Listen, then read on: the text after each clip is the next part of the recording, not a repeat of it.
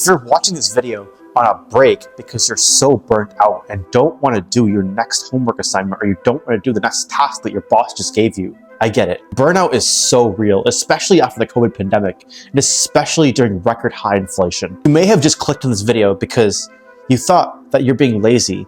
You may have clicked on this video because you're procrastinating your next work assignment or your next homework assignment, which is probably due in the next day or the next hour. And I get it. It feels like I'm not productive. I'm not getting anywhere in life. But in reality, it's probably just burnout. And trust me, I've been there. In high school, I got bad grades and I still burnt out. In college, I got good grades, but I still burnt out. And now I'm working to better myself by balancing my health, wealth, and relationships. In other words, I'm working to achieve my career and personal goals without burning out. And in this video, I'm talking about the habits that I'm doing to mitigate the burnout. There was a UC Davis study that found over 3 in 5 Americans struggle from work or school-related stress. 180 million people are burnt out. And if that number doesn't shock you, you're probably one of the 180 million people who are burnt out right now. The study also found that you can protect yourself from burning out by spending at least 20% of your time engaging in play.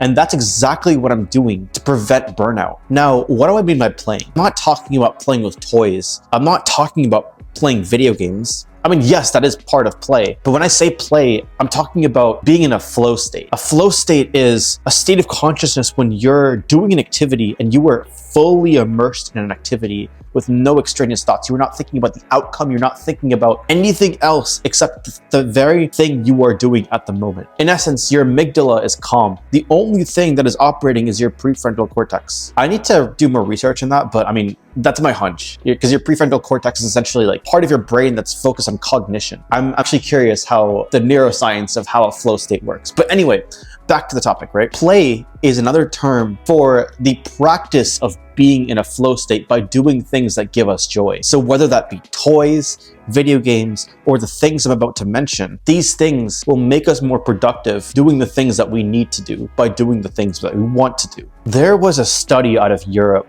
that found that laughter from a comedy show for only a week can actually increase cardiovascular health by 10%. Imagine if you engage in months or even years of having fun make it a practice to have fun every day. It won't just be 10%, would it? In fact, you can actually survive longer because according to Dr. Robert Fagan from the University of Alaska, he studied bears for 15 years, grizzly bears in Alaska, and he found a direct correlation between the amount of play a certain bear engaged in and his length of survival. In other words, the bears that played more survived more. So in light of that, I'm engaging in 3 different forms of play, which will essentially help me work when I need to work and be in a flow state during that work. So the first form of play I'm engaging in is burning out my body. What? That actually does not make sense. Like, burning out my body, how is that play? So for the first 23 years of my life, I was very resistant to burning out my body. And when I say burning out my body, I mean working out. I was resistant because I thought I had no time for it. I thought that it was a distraction from what I needed to do, which was to study or to work. And I ended up going on a trip with my friends. On that trip, I was actually at a low point where I was actually like not talking to anyone else. I wasn't engaging in anything. I was binge eating 5,000 calories a day. And just my will to get up before noon was almost non-existent. My friend invited me on this trip, invited me to the gym. And the moment I hit the weights, because I also had some work to do during this trip. The moment I lifted some weights, because by the way, I was doing like pounds and like bench presses. So it's just like, it was a very like small, I thought that was like so heavy. The moment I did that, I just noticed a form of energy that I've never really had before. It was kind of like a drug. And rest assured, every single day after that trip, I mean, not like every single day, but I think you get the point. I was hitting the gym. I realized that workout is essentially like recharging my body, making sure I'm resting better, making sure that my energy levels are optimized throughout the day because my body's anticipating the workout. So my brain is supercharged. And this is because exercise literally fertilizes your brain. Now, there's a big misconception between exercise and working out, right? A lot of people think that exercise, it tears apart your body in a way, right? You're forced to exert your body and your mind in a certain way. So that's going to sap some energy from other things that you have to do, like studying or work. However, when you exercise, it's literally like brain fertilizer. Yeah, it tires you out. At the same time, It gives the fertilizer you need to grow optimally when resting. There's a chemical called brain-derived neurotrophic factor, or BDNF. To explain it in layman's terms, this chemical essentially stimulates neural connections. Like neurons literally develop connections between each other in the brain. So when you work out, you are actually becoming smarter. Moreover, Dr. Sachin Banda, he essentially discovered the circadian rhythm and the effects on sleep and overall health. He is the pioneer of that discovery. He actually did multiple studies on exercise at between 5 to 8 p.m. and sleep quality. And he found that exercise between 5 to 8 p.m. boosts your sleep quality the most. Like an evening sweat after a day of hard mental taxing work is the best way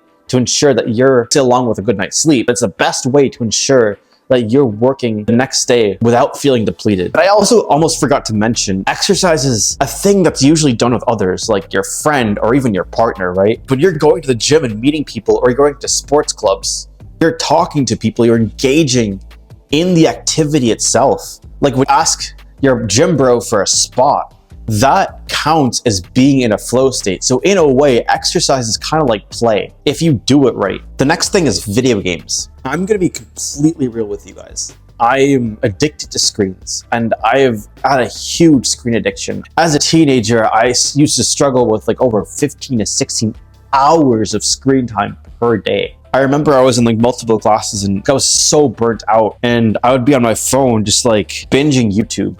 And during COVID, obviously I had huge like TikTok binges, but when I wasn't binging TikTok, I was also like hanging out in like a small friend group, like very like, you know, social bubble that like everyone is in. There were people who played this video game called Super Smash Brothers. They got super competitive. I was obviously the worst at this video game. I have like no experience playing video games. Every time I lost, which is basically every single time, every time I do a group battle or something, I would get like last place, and I was determined to get better. So I hit up my friend who's actually like one of the best Smash players in the Midwest, and he started teaching me, especially after he moved to my university's campus. And we ended up playing like Smash every single night. And I'm actually realizing my ability to learn the material in my schoolwork increased as I learned the game. And this goes back to the fact that video games are a form of play and being in a flow state. According to Dr. Alok Kanodia, a former resident at Harvard Medical School, he actually now has a YouTube channel called Healthy Gamer GG, where he helps people with the various aspects of life. And in one of his videos, he mentioned how video games cause us to disassociate, which can be a bad thing, but it could also be a good thing. Because if we're disassociating from other parts of our lives, but we're disassociating in an intentional way, we're able to compartmentalize what we can be in a flow state in. There's a saying that goes, how you do one thing is how you do another thing. When you disassociate, but intentionally, so essentially when you play and you get into a flow state with that activity, you're fully immersed in it. The more you play, I mean, obviously like video game addiction is a real thing, but the more you play with intent, the more you're able to practice the art of getting into a flow state when you need to, because you're intentional about when you get into a flow state with video games and what you need to learn to get better at the game. Leveling up in video games teaches you how to learn something new. It teaches you how to get into the state of focus you need to properly pick up a skill faster. Now, with video games, there's obviously a caveat because, like I said earlier, you have to be very, very intentional with how you play it. My advice is to avoid online leagues and embrace like in-person tournaments, because ultimately to achieve this flow state that Dr. K talks about, I mean, that's what Alok Kanodia calls himself. It especially helps if you're talking to people about various aspects of the game. You're playing with other people in person. And that's also very conducive to positive emotions like laughter, which, as the study I mentioned before, improves cardiovascular health. And it's also a very fun way to meet people and have icebreakers with them, right? Because as you're talking about various aspects of the video game, like you're playing a set and you just either won or lost, and you talk about that set with someone else, you would now permeate into other parts of their life, and you get to learn about their relationship to video games. And I know what you may be saying. You may be like, oh, a lot of people in tournaments like are addicts, right? Like, don't get me wrong, there are people who are way too much in the game. Like, they never go outside. But I guarantee you, for every person who is an addict in a tournament, and no hate to like addicts, I know this is something that like a lot of people struggle with. For every addict, there's another person using the video game to level up in other parts of their lives. So you get to permeate and talk to other people about the relationship between the video game and other parts of their life. There are other people going through the same journey from this video game, of the same journey of like being in a flow state and picking up other skills. And actually, my current friend group actually permeated from the friend that I met from learning Smash. Playing video games, which is contrary to all these like online gurus have told you, could actually help your social life, but if you do it right. The third thing I'm doing is perfume making. Honestly, this is the craziest thing or the second craziest thing. Either video games or perfume making. The reason I'm including this in this video is because of its relationship to mindfulness and play. Hear me out. There is something in like Western meditation, like whitewashed meditation, because I'm Indian, so like meditation yoga is culturally appropriated, but that's another video, right? In Western meditation classes, there's often aromatherapy that's offered. There's like essential oil diffusers that are like sold all over the place. And these aromas like to ground you in the present moment, especially when you're meditating. So that's why aromatherapy, especially in like Western space, is very, very popular. And because you have a scent to ground you, you're able to be in a flow state when you're meditating. And you're able to be in that present moment that meditation helps you do. But while meditation helps you be in a flow state, it's ultimately not play. Because the difference between simply just being in a flow state and play is, play actually requires creativity. And the aromas used in aromatherapy aren't very complex and they're not very intense. So you're working with the most basic, synthetic, sometimes even cheap quality like scents, and you're not fully immersed in a certain scent, although it could be helpful. It's not really good for being creative. And while meditation is helpful, like meditating to a scent could be helpful, it's ultimately not actively doing an activity. Perfumery, unlike aromatherapy, actually has to do with your creativity and expressing ideas with different scents that are intense enough to where you can smell the actual essence of a scent. Because the aromas or like the oils that are made for perfumery are high quality artisan. They're meant to be used the oils that are made for perfumery are high quality artisan. They're meant to be used like making an oil painting. It's like an art that you're essentially doing. I don't have the best grip strength, so my handwriting is like absolute crap. So that's actually why I'm doing perfumery, because it's kind of like an art that allows me to express myself that's not painting. And there's actually scientific studies that show how exposure to like intense aromas are good for hormones and our nervous system. The first mechanism is the regulation of cortisol, which is like the distress hormone. There's something called eustress and distress. Distress is kind of like bad stress, to where you're panicking, you're in survival mode, but you're not able to keep your composure. And eustress is caused by the hormone adrenaline, which kind of like keeps you hyper-focused in that flow state, but really locked in. Eustress is good.